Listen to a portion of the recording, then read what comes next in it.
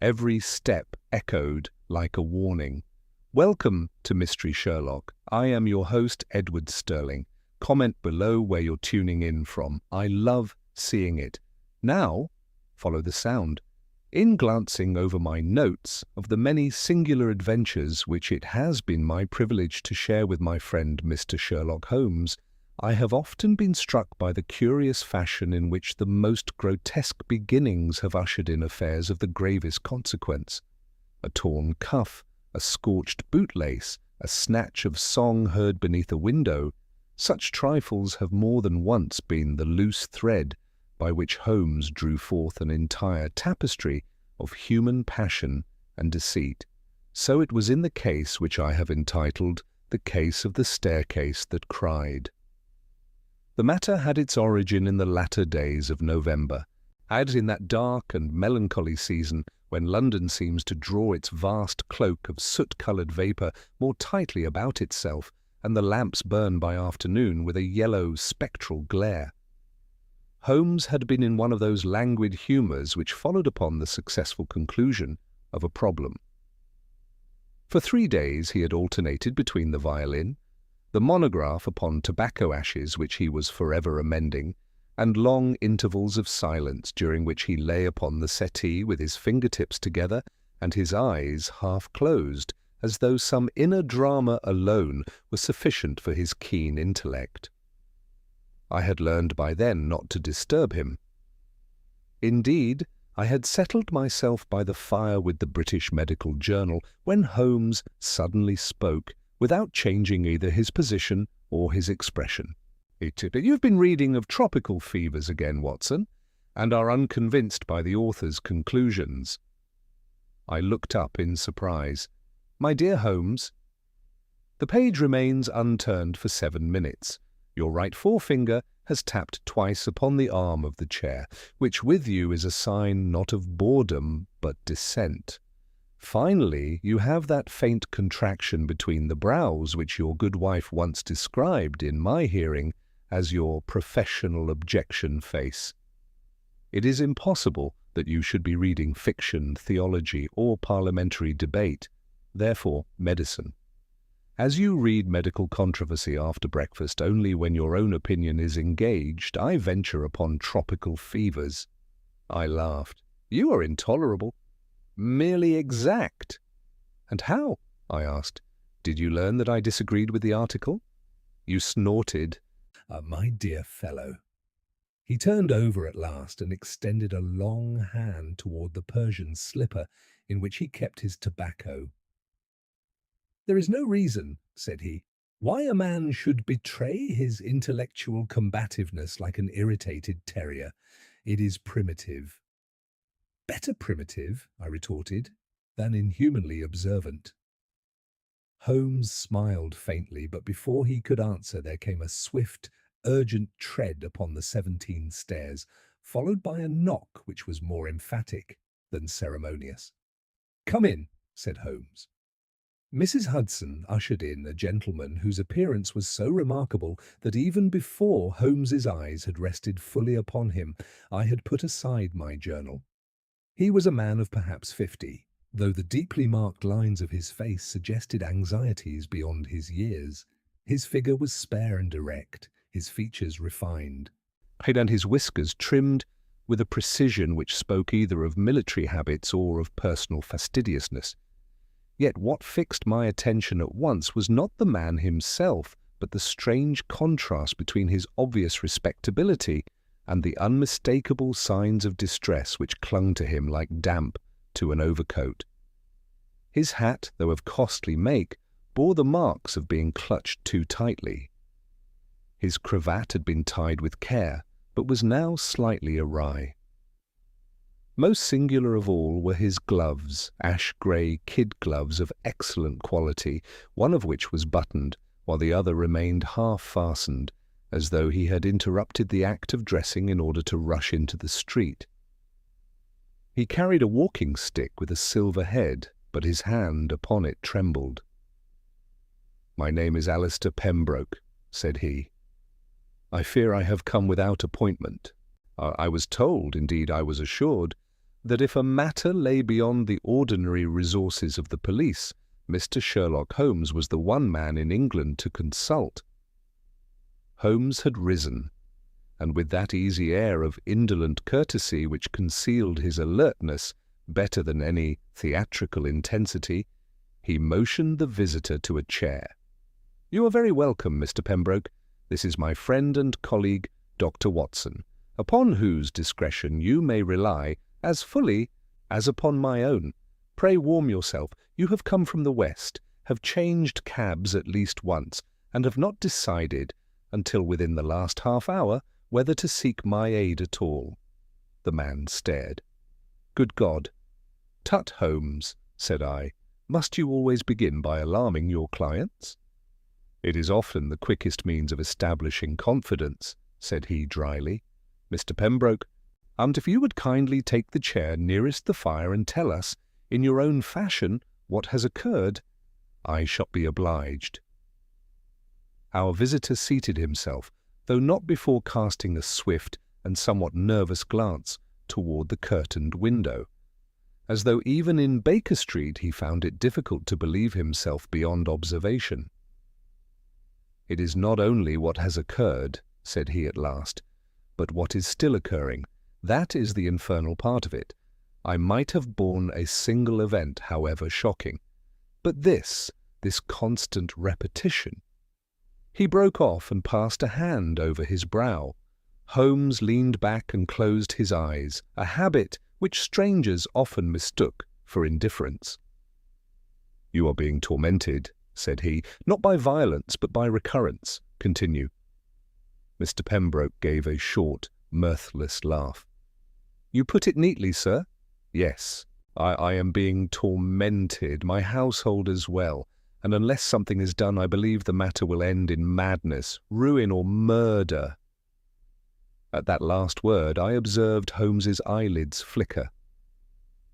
"I reside," our visitor continued, "at Ashburton Lodge, a family house in Highgate, which came to me from my uncle 7 years ago. It is an old place, not ancient enough to be romantic, but old enough to be inconvenient. There are narrow passages, oak panelling, absurd little cupboards where no cupboard is needed, and a central staircase which runs from the entrance hall to the upper landing."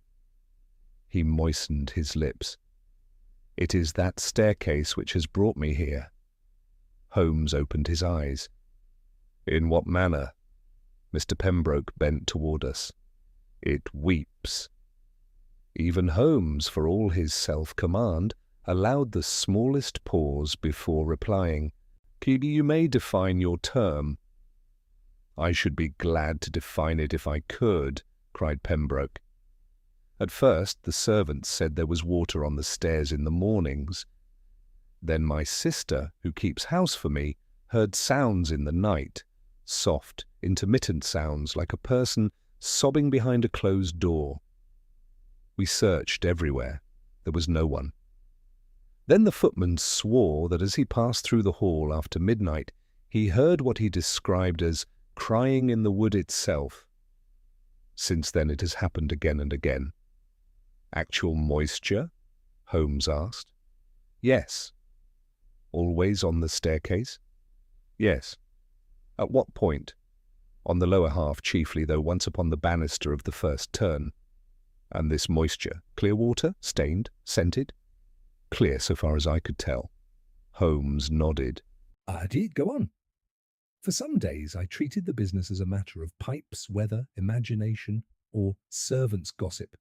But no plumber could discover a defect. The walls are dry, the roof above is sound, and as for imagination—" He drew in a sharp breath. "3 nights ago I heard it myself." His voice had fallen almost to a whisper. It was past 1. I had been reading in my dressing room. The house was still. Then from below there came the faintest sound, so faint that at first I thought it was the wind in the keyhole, but it rose and fell, Mr. Holmes, rose and fell, like a woman trying to stifle grief. I took my candle and went out upon the landing. The sound came from the staircase." "And you descended?" "I did. Every step, nothing, no figure, no draught. No open door. Yet on the polished edge of the seventh stair there glistened droplets, fresh droplets, as though something had fallen upon them at that very instant. He shuddered visibly at the recollection. "There is more," said Holmes quietly. "Yes, there is always more, is there not?" The morning after, my butler gave notice. 2 maids followed. My sister, Miss Edith Pembroke, declares she will go to our cousins in Bath if this continues. Yesterday, Inspector Gregson sent a man who hinted, very offensively, that the trouble might arise from some trick within the household. And last night, he stopped, looked from Holmes to me, and lowered his tone still further. Last night there appeared upon the wall beside the staircase in the dampness itself the mark of a hand. I could not repress an exclamation. A hand? A woman's hand, or at least a small one. 5 clear streaks, as though wet fingers had rested there for an instant and been withdrawn. And it remained, for perhaps 10 minutes, long enough for my sister to see it and nearly faint. Then it faded as the moisture dried. Holmes's face had become very still, that peculiar stillness which in him signified not repose, but the most intense concentration. How many persons reside in the house? Myself, my sister Edith, my nephew Cecil Harbury, my late sister's son, who has been with us since Cambridge, and the servants, a butler, cook, 2 maids now that the others have gone, and a groom in the mews. You are unmarried? I am. Your sister is a widow? No. Holmes's eyes flashed open. No? She is unmarried also. I misspoke. She has managed my house these many years. Quite so. Your nephew Cecil, his age? 24. What is his profession? Mr. Pembroke hesitated. None as yet. He has private means, at least a small allowance from his father's estate. He intends, or intended, to read for the bar. Holmes drummed his fingers once upon the arm of his chair. And your own? My own? Profession? I am a partner in Pembroke and Vane, the solicitors. Ah, said Holmes in a tone which meant more than the word conveyed. Our client seemed about to ask the significance of this, but Holmes had already shifted direction.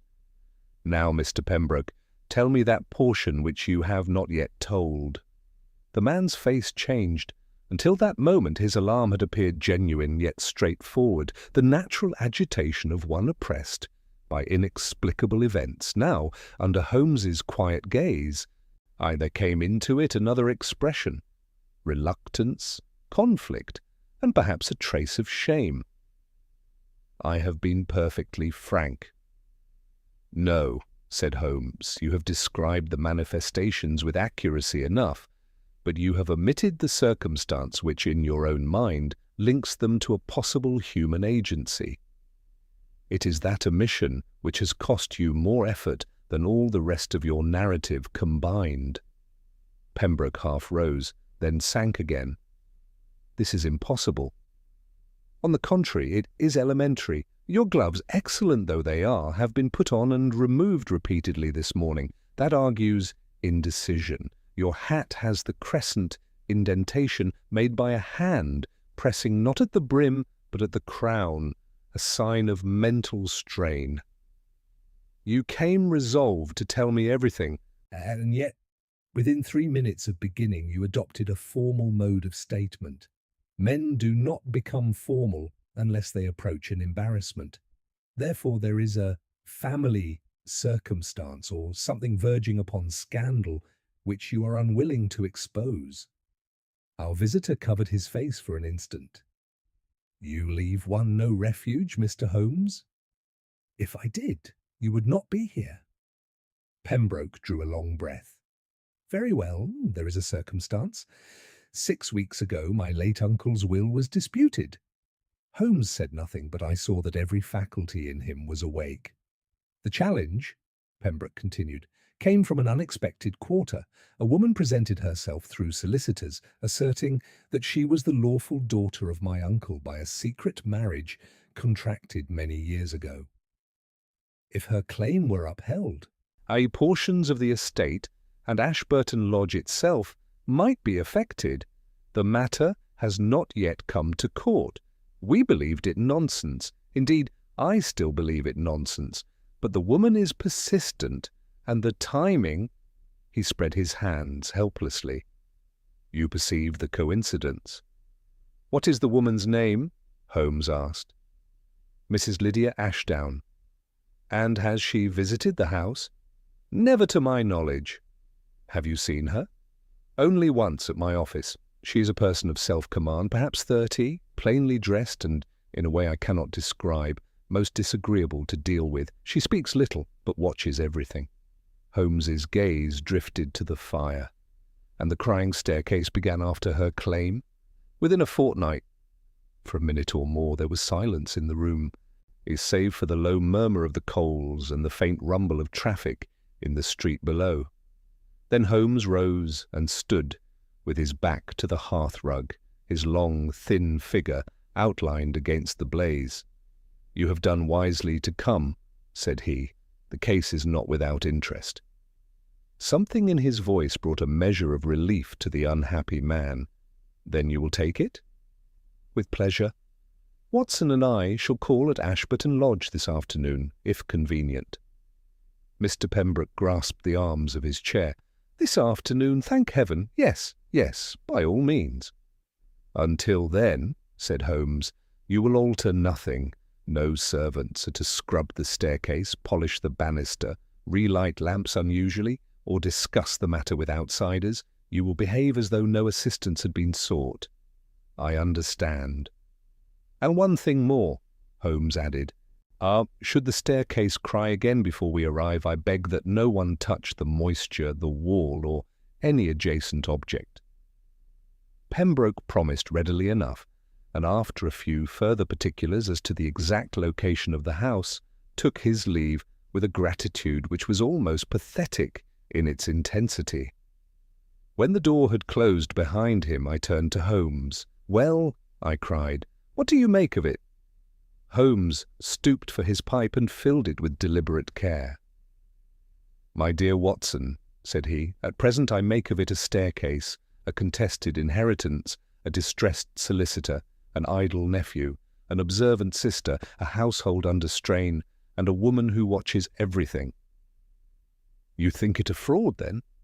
I think, said Holmes, striking a match and holding it a moment before the bowl, that a staircase does not cry without reason. He lit the pipe, drew twice, and stood in thoughtful silence while the blue smoke curled upward into the dimness above the lamp. Come, said he at last, with sudden animation.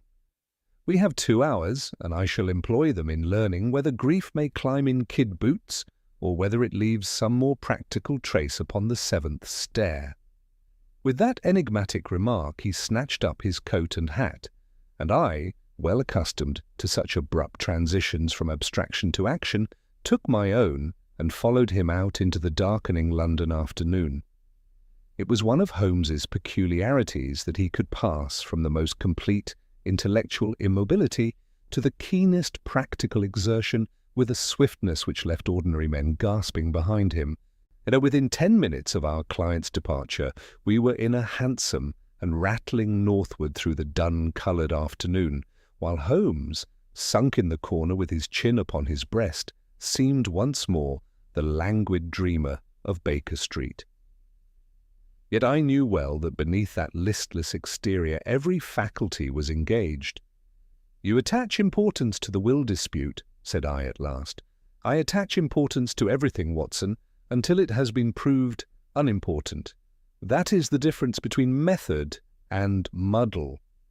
And the woman, Mrs. Ashdown? She may be a claimant, an impostor, a victim, or a red herring dangled most artistically before the nose of the law.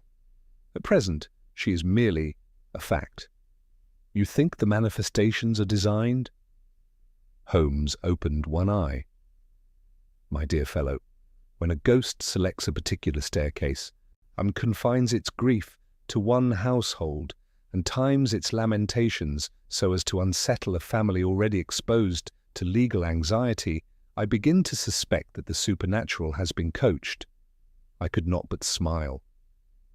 And yet, said I, our client seemed honestly shaken. Undoubtedly, the most successful deceptions are those which prey upon a genuine fear. Remember that.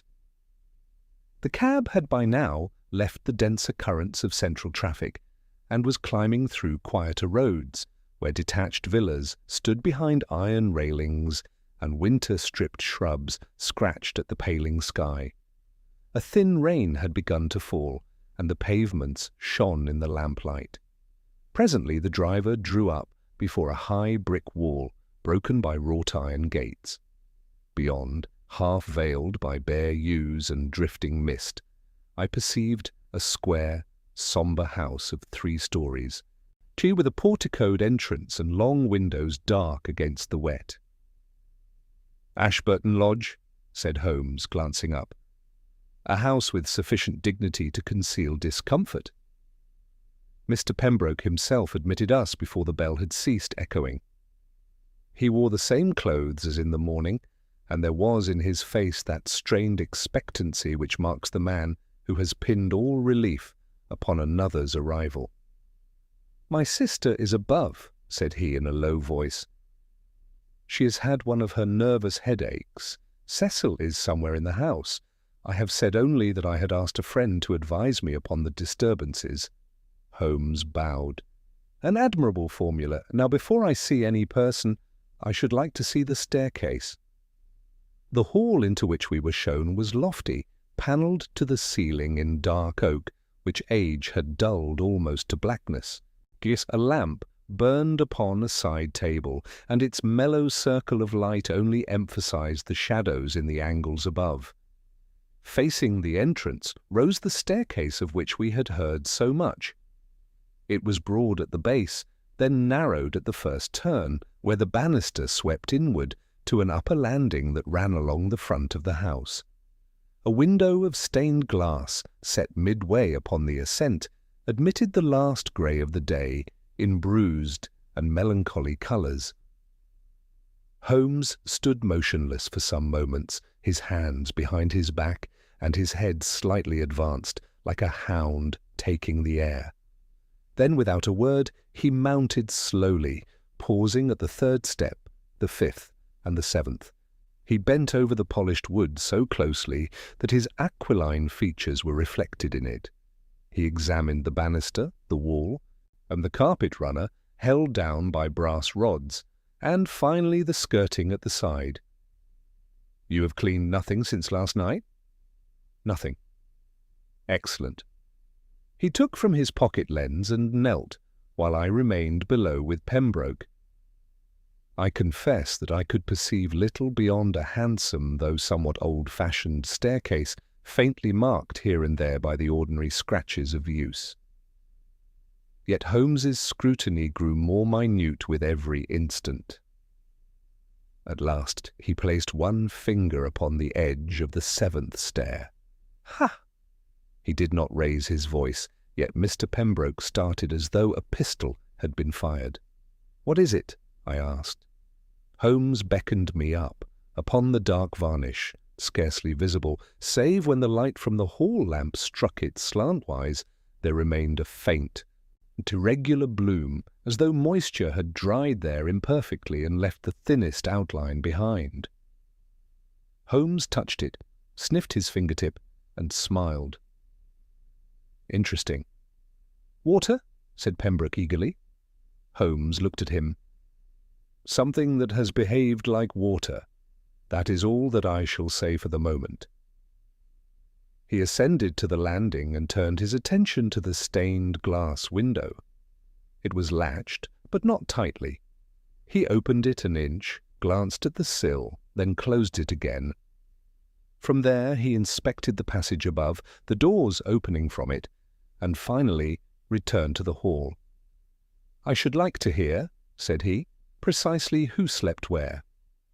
Mr. Pembroke pointed. "My room is at the front on the right of the landing. My sister's is opposite. Cecil has the room at the back, overlooking the garden.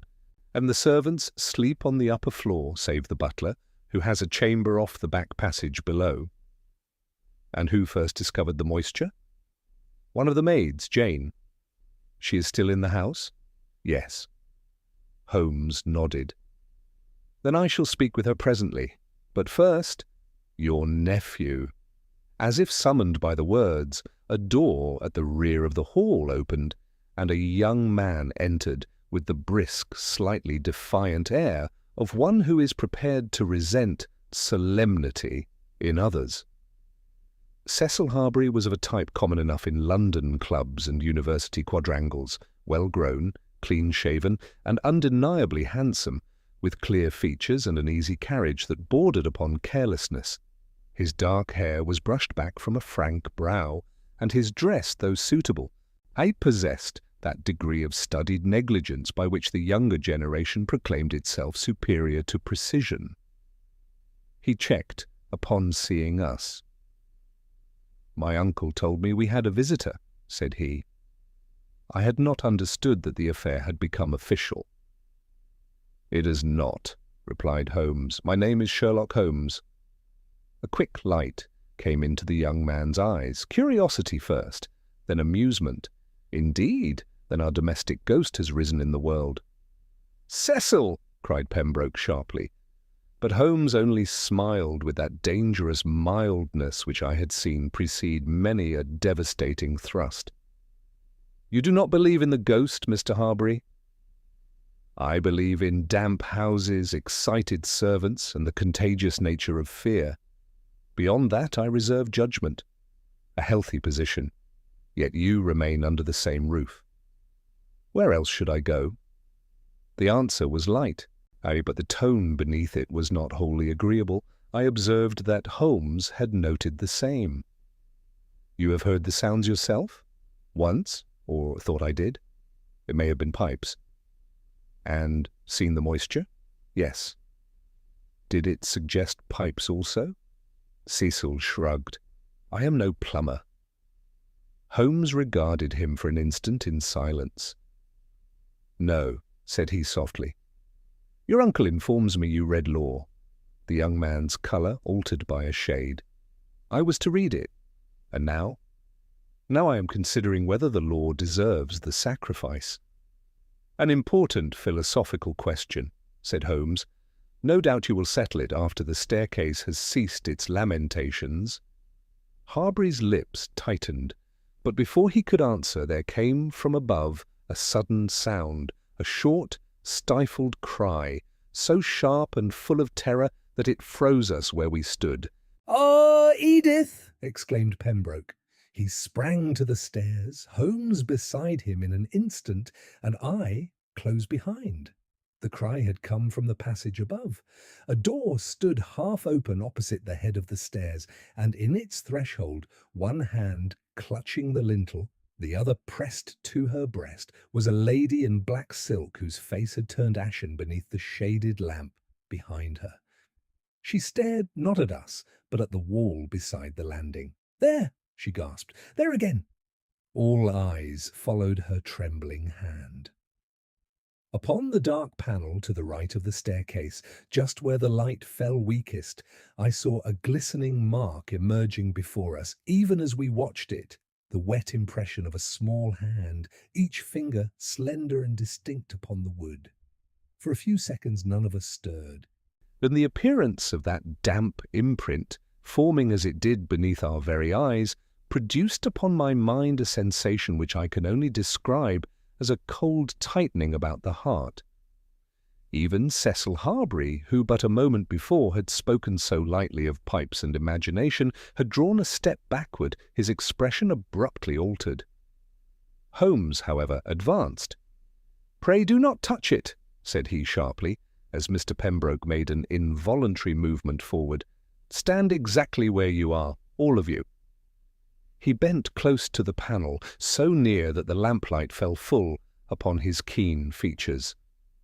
The mark was now complete. 5 slender streaks tapering delicately at the ends, with a faint suggestion of the palm beneath.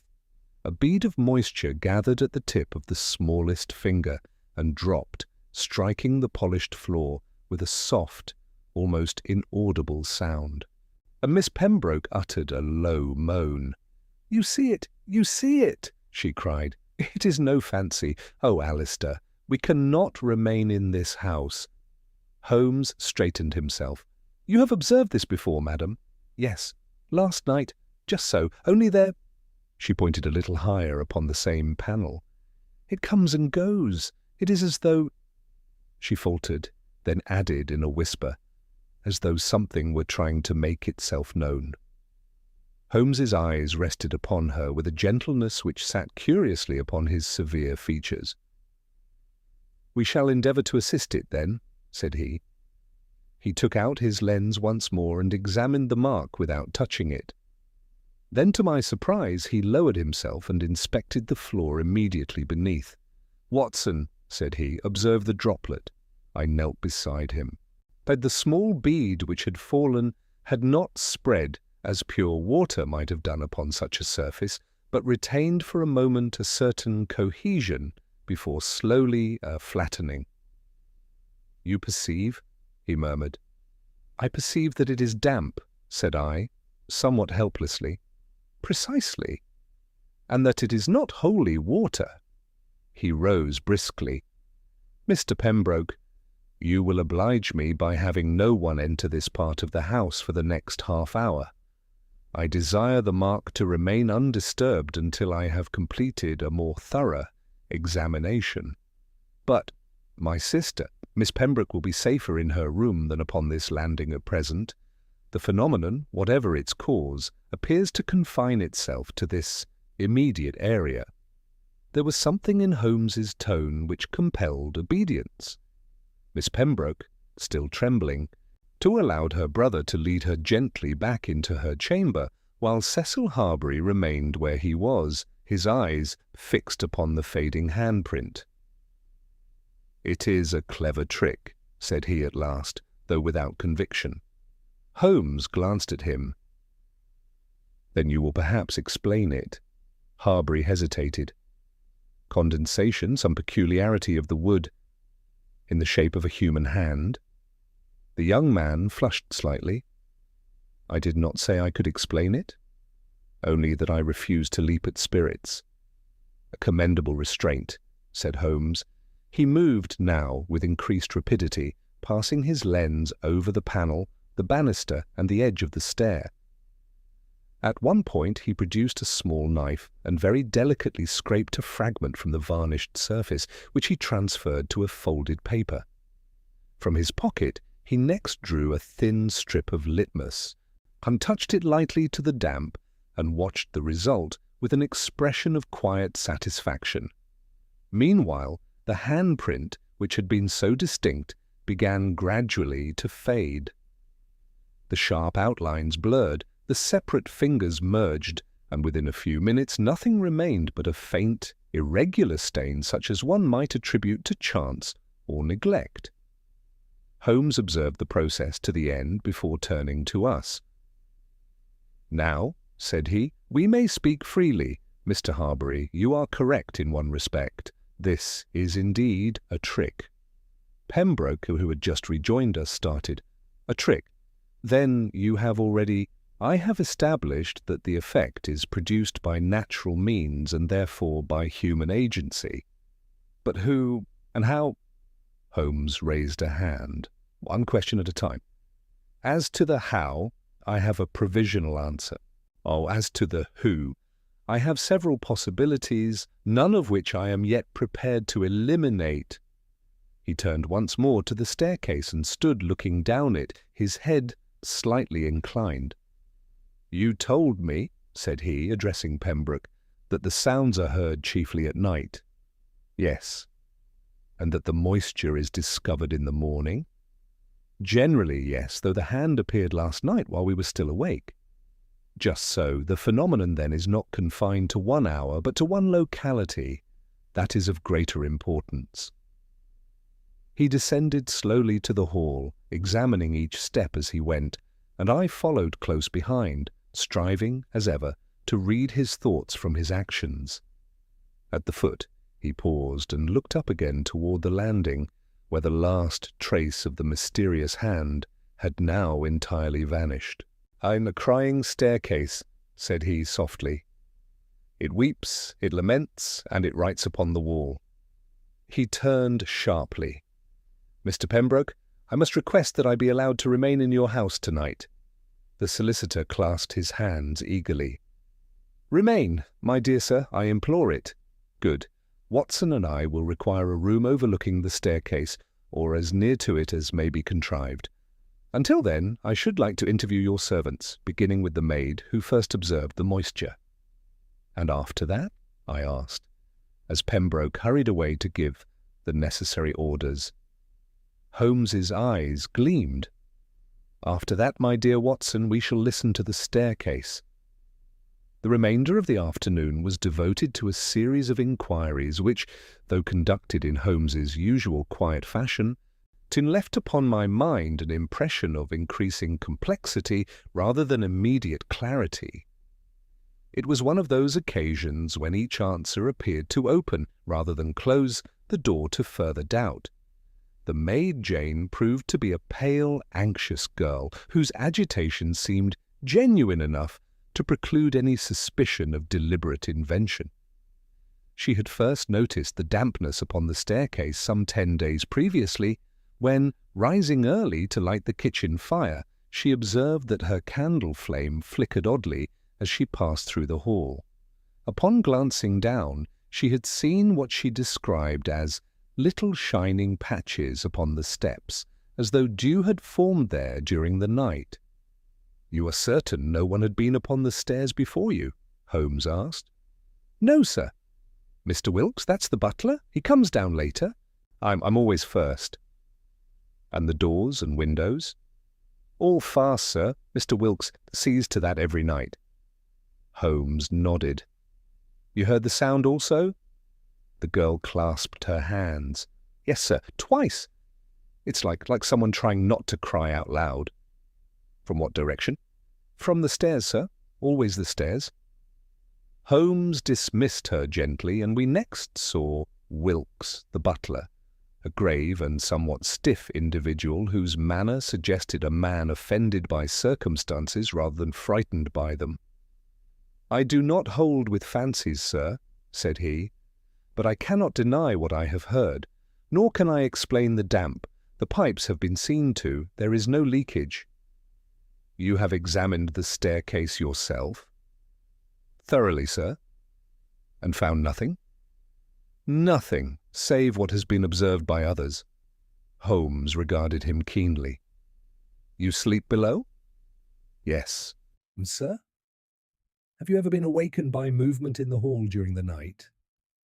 Wilkes hesitated, though only for an instant. "No, sir." It was so slight a pause that I might have missed it had I not been watching Holmes. As it was, I saw that my friend had marked it also, though he made no immediate comment. When the servants had been dismissed, we found Mr. Pembroke in the dining room, where a fire had been lit and the table laid for a modest evening meal. Cecil Harbury lounged by the mantel, turning a paper knife idly between his fingers. "Well, Mr. Holmes," said he, "have you discovered the spring that feeds our lamenting staircase?" "Not yet," Holmes returned. "But I have ascertained that the water does not come from above." Pembroke looked up quickly. "Then from below?" "Possibly, or from neither in the sense you intend. The source, I think, is neither structural nor accidental." "You mean," Pembroke began. "I mean," said Holmes, "that the staircase is being made to cry." A silence followed this remark. "You speak as though the thing were deliberate," said Harbury. "I do not speak otherwise." "And yet you have found no mechanism, no concealed apparatus." Holmes smiled faintly. "My dear sir, when a man has not yet found a thing, it is rarely because the thing does not exist." Harbury gave a short laugh. "You are determined at least that the affair shall not be dull." On the contrary, said Holmes, seating himself, I suspect it to be exceedingly serious. The tone in which he spoke checked further levity. Even Cecil Harbury's careless expression sobered, though whether from conviction or irritation I could not determine. We dined shortly thereafter, Though I confess that my attention was less upon the meal than upon the company. Miss Pembroke did not appear, sending word that her headache had increased. Pembroke himself ate little, his eyes frequently wandering toward the door, as though he expected at any moment some fresh manifestation. Harbury alone maintained a semblance of composure, though I observed that he drank more wine than was perhaps his custom. Holmes, for his part, conversed lightly upon indifferent topics, yet I noticed that he lost no opportunity of studying each of us in turn. Once, when Harbury leaned forward to replenish his glass, Holmes's gaze dropped swiftly to the young man's sleeve, then rose again without comment. After the meal, Holmes requested that the lamps in the hall be left as they were, vowing that no one should descend the stairs unless absolutely necessary. He then conducted me to the room assigned to us, a chamber upon the landing itself, with the door opening directly upon the passage opposite the staircase.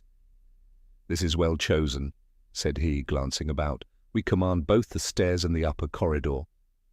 You expect the phenomenon tonight?" "I expect something, Watson. Whether it be lamentation, silence, or revelation remains to be seen." He extinguished the main lamp, leaving only a shaded light upon the table, and drew the curtains slightly aside so that he might observe the landing through the narrow gap. "Come," said he, settling himself into a chair with his long legs stretched before him. "We shall wait." The house gradually sank into stillness, and from below there came at intervals the faint ticking of a clock and the occasional settling creak of timber. Outside, the wind had risen, and I could hear the soft brush of branches against the windows. Time passed, how long I cannot say, for the dim light and the tension of expectation combined to dull one's sense of duration. At last, when the silence had grown so complete that even my own breathing seemed an intrusion, Holmes raised his hand. "Listen," he whispered. I held my breath. There it was, faint, so faint that I might have doubted it had I been alone, but unmistakable, a soft, broken sound, rising and falling with a rhythm that was horribly suggestive of suppressed sobbing. It came from the staircase. Holmes was upon his feet before the second rise of that singular sound had died into the silence. With a swift, a noiseless motion, he crossed the room and opened the door by an inch, turning his head slightly so that his ear was presented toward the passage. "Not a movement," he breathed. I joined him, my pulse quickened despite myself. The sound came again, low, tremulous, and so curiously human in its cadence that it seemed impossible to ascribe it to any mechanical cause.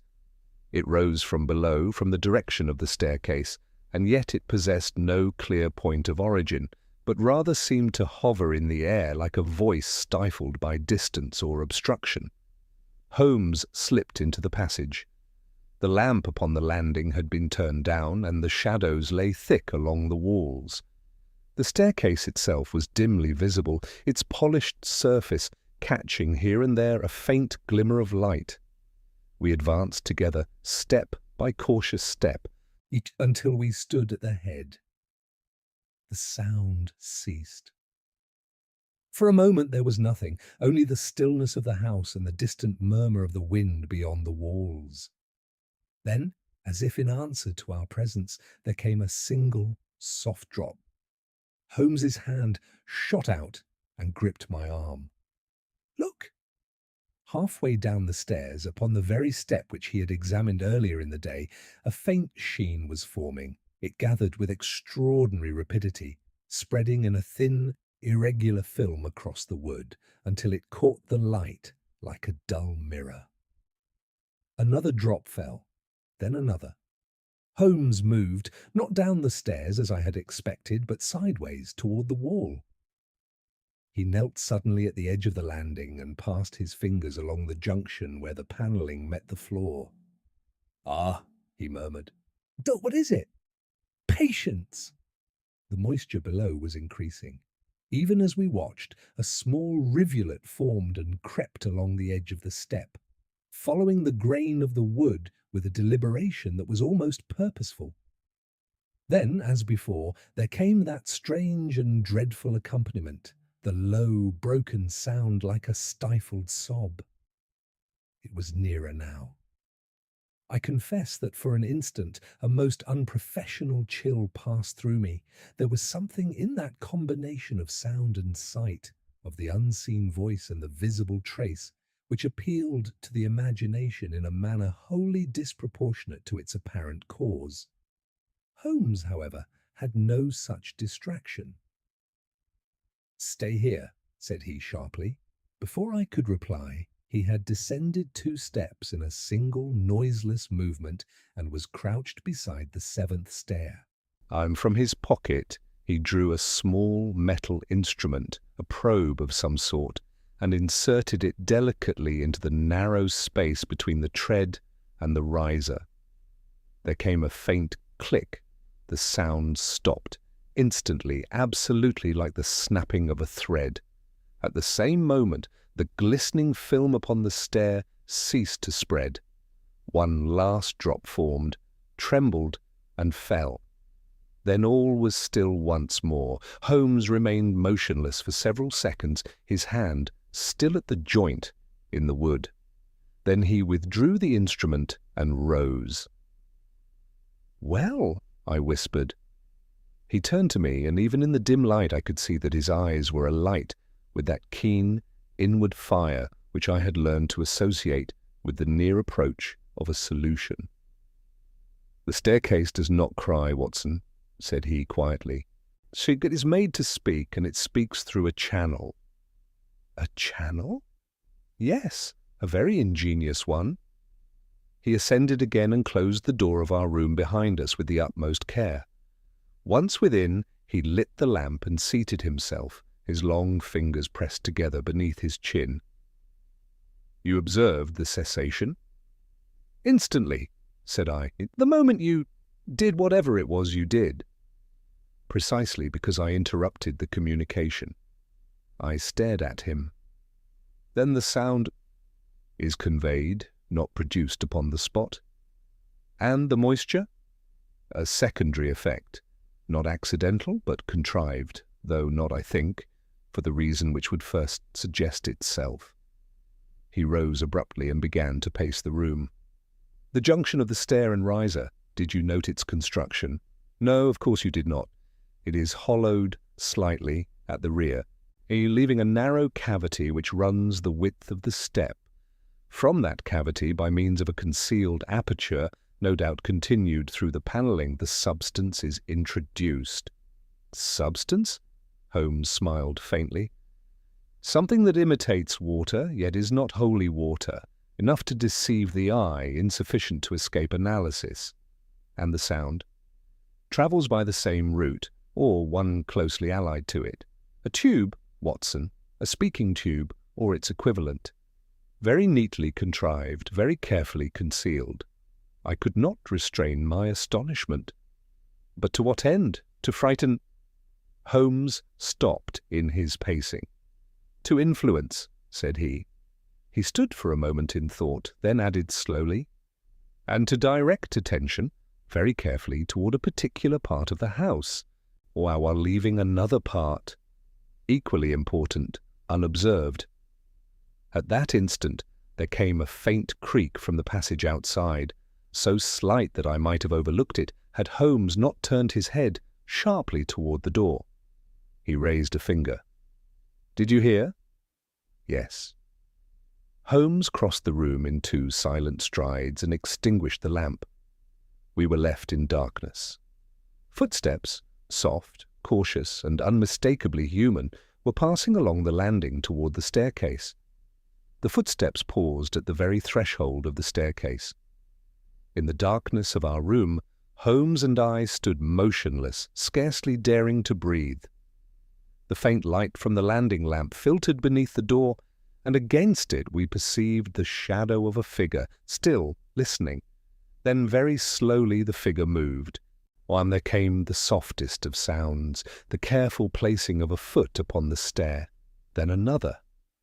A slight metallic scrape followed, so faint that it might have escaped any ear less trained than Holmes's. He leaned close to me. "The seventh step," he whispered. "The same." Holmes's hand closed upon my wrist with sudden firmness, and before I could anticipate his intention, he had flung the door wide and sprang out upon the landing. "Now, Mr. Harbury." The effect was electric. The figure below started violently, turned, and in that instant the dim light fell upon his face. It was Cecil Harbury. For one fraction of a second he stood frozen, like a man caught in the act of some discreditable but trivial mischief. Then, with a muttered oath, he made a movement as though to descend further. Holmes was upon him in 2 bounds. Not another step," said he sharply. Harbury struggled, but Holmes's grip, though slight in appearance, was of iron strength. I hastened down after them, and within moments the young man stood pinned against the banister, his breath quick and his composure entirely gone. "What is the meaning of this?" he cried. "Are we to be assaulted in our own house?" "You were about to continue your experiment," said Holmes calmly. "Pray do not deny it. The instrument is still in your hand." Harbury glanced involuntarily downward. In his fingers, half concealed, was a slender metal rod, not unlike that which Holmes himself had employed earlier. At that moment Mr. Pembroke, roused by the disturbance, hurried from his room, followed closely by his sister, pale and trembling. "Cecil!" he exclaimed. What is this?" Holmes released the young man, but remained between him and the stairs. "It is the explanation of your staircase," said he. A silence fell, heavy, expectant. Holmes turned slightly so that all might hear him.